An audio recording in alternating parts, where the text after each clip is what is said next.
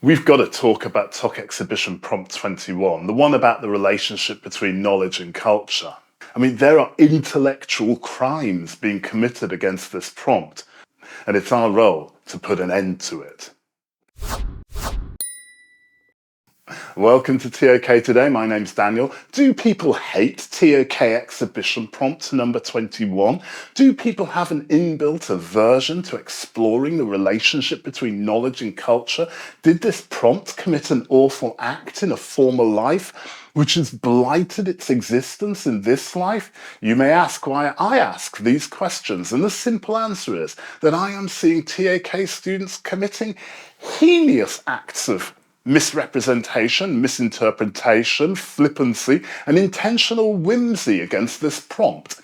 Therefore, today, on ToK Today, we seek to remedy this wrong. We seek to right this blight. We seek to give direction to the lost and help to the needy.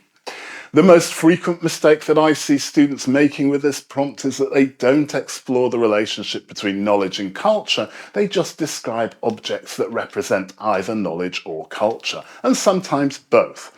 So typically I'll see an exhibition commentary along the lines of, here's a mathematical formula, it is an example of knowledge but not culture because it's culturally universal. Here's Stonehenge, it's culturally specific to England but no one knows what it means, therefore it's culture not knowledge. And here's Taylor Swift, she is both knowledge and culture.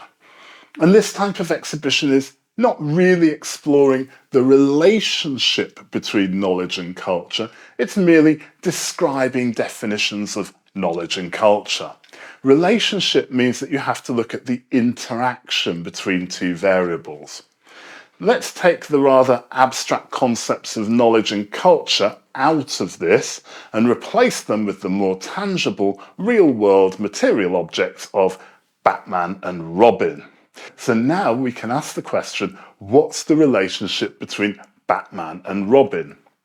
What we're not going to do is answer something along the lines of Batman's cape is part of Batman and here is Robin's mask, it is part of Robin, and so on and so on. No, we wouldn't do that. But that's the equivalent response that I often see to prompt 21 about knowledge and culture. So what could we say about the relationship between Batman and Robin? Well, let's just come up with some statements. Batman serves as a mentor and father figure to Robin, guiding him through the dangers of crime fighting. Robin brings a lighter, more optimistic perspective to the often grim outlook of Batman.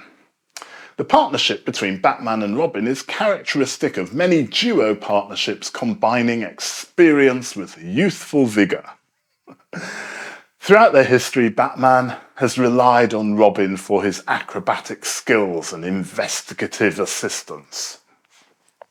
The relationship between Batman and Robin often faces strain due to the perilous nature of their secret lives. And Robin's presence humanises Batman, softening his dark persona with camaraderie and companionship. And we could go on and on and on. I hope that you can see that these are statements about the interaction between Batman and Robin. And these are statements about how Batman and Robin relate to each other, i.e. their relationship. Okay, let's get back to the serious ToK. And let's look at the similar statements for the relationship between knowledge and culture. So here are some examples. Culture leads to the production of knowledge.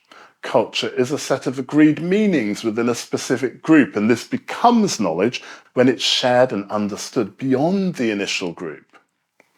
Culture gives knowledge a human emotional aspect. Culture and knowledge are mutually inclusive, codependent forms of the human experience.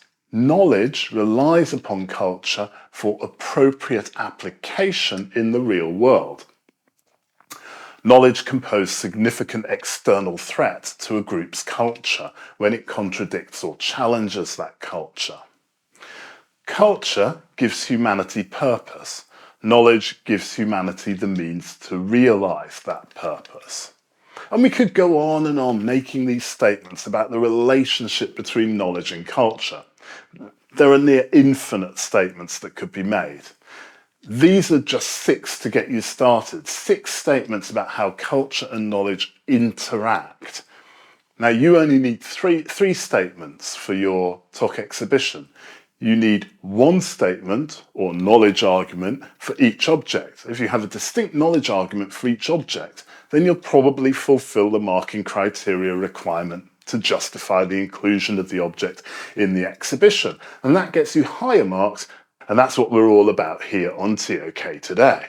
Now, if you need more help understanding this ToK exhibition prompt or any other prompts, then you can pick up one of the many ToK Today exhibition prompts explained ebooks. These ebooks have suggestions for objects, suggestions for knowledge arguments, and full explanations of the prompts, all that you need to get a higher score in the ToK exhibition.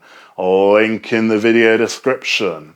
If you would like me to cover any of the other ToK exhibition prompts, or you have any other suggestions for content, then please don't hesitate to get in touch with me at daniel@toktoday.com, or message me through the Facebook page, or use the Facebook Messenger icon on the ToK Today website. I hope that you found today's video useful. If you did, then a like is nice and a subscribe is twice as nice. And if you're feeling extra generous, you can buy me a coffee. Link in the video description. Stay ToKtastic, my friends.